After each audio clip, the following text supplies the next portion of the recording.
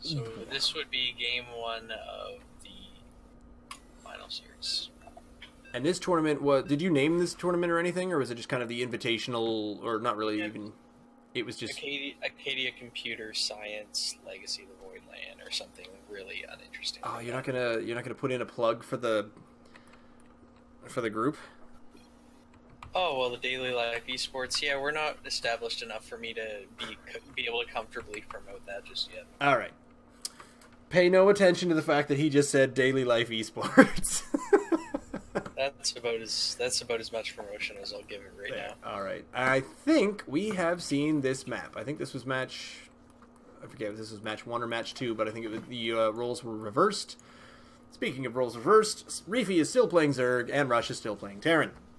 So while this is the 4th game that we've seen, this is actually game number 1 of the 2nd series, as Rush was saying.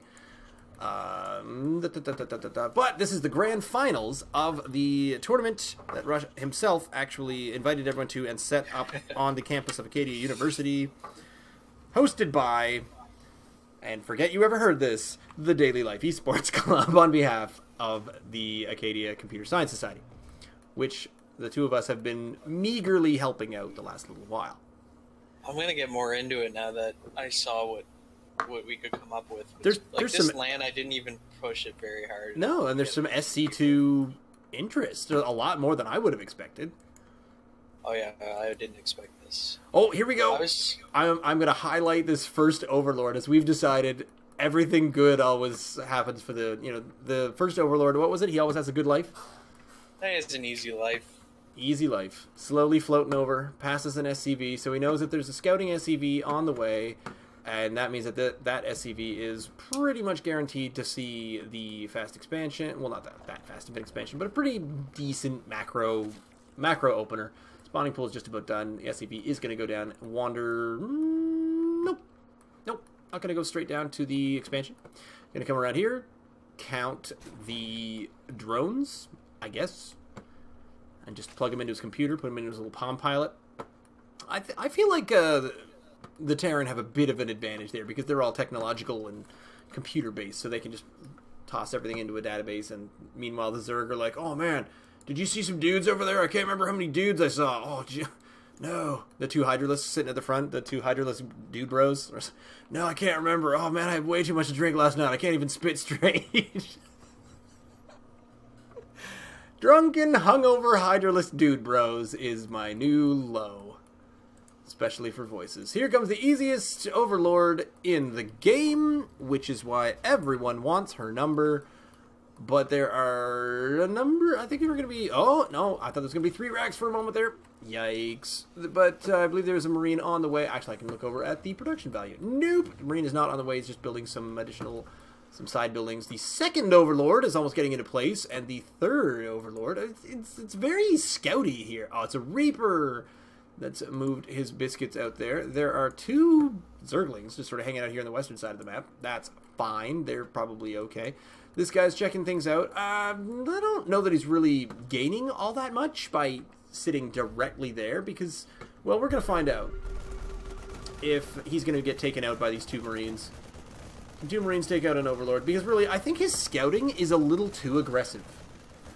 I don't know if he expects you to do some crazy cheese, and he's expecting to see, crazy fast, I don't know, crazy fast Ghost Academy, or what? He doesn't drone scout, and then he sacks an Overlord that gets him supply blocked. Yeah, and that seems like not the best idea. And he's got another one sitting down at your 3rd, just waiting to get picked off. The 3rd one, slowly making his way across. Oh no, he finally there. He stopped short, just as I mentioned that. He's got 2 Zerglings that could be scouting.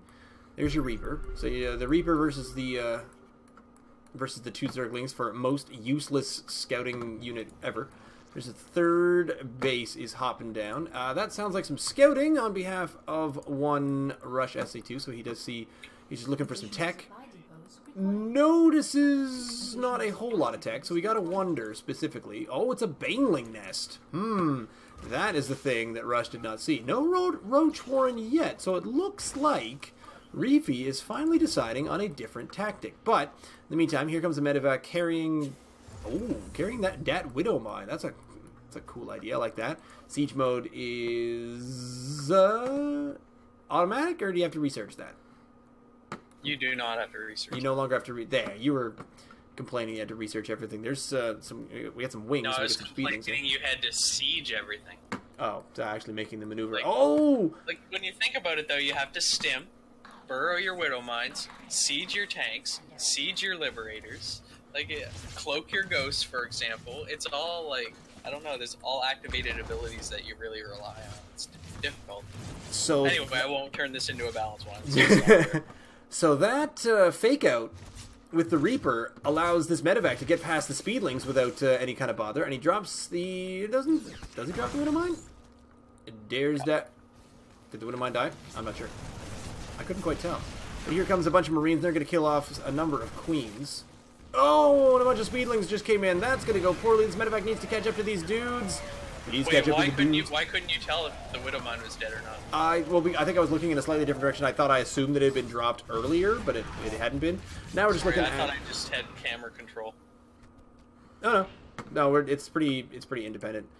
Additional siege engine right there, and one Marine make it out of there, and these speedlings are just gonna, they're just gonna follow them along. That's fine. Oh, how did I used to do that? Right! If you do 1, and then you do F. No, wait. You select a unit, and then you hit F. Do I have to be on everybody? F. Man, that used to follow units. That was great. Whoa! Okay, so it's Mutalisks and Baneling Nests. Even though he's not really using the Baneling Nest, so that's crazy good that didn't get scouted. But now it does appear that the army supply is, well, actually it's still pretty even. And if you just sort of turtle up here on the top roof, you should be good. But it's now a 3 base, 2 base, which 2 is Zerg, is what's known as an even battle. Because Zerg units are squishy. But he's running back, tucking tail under legs near the wings, looking like a giant shrimp in the sky, and returning back home to base, which is where he belongs. The Spire is not quite turning into a greater Spire just yet. No production going on right now by Rifi, but a bunch of stuff going on up here. Combat shield, more Marines, and 3rd command center is being built, which is going to be kind of tricky to defend, but hopefully by the time that's ready to go, this Marine will be all set to defend, while these guys up here will just shout encouraging things. Hey, Jeff! Jeff, you totally got this, Jeff!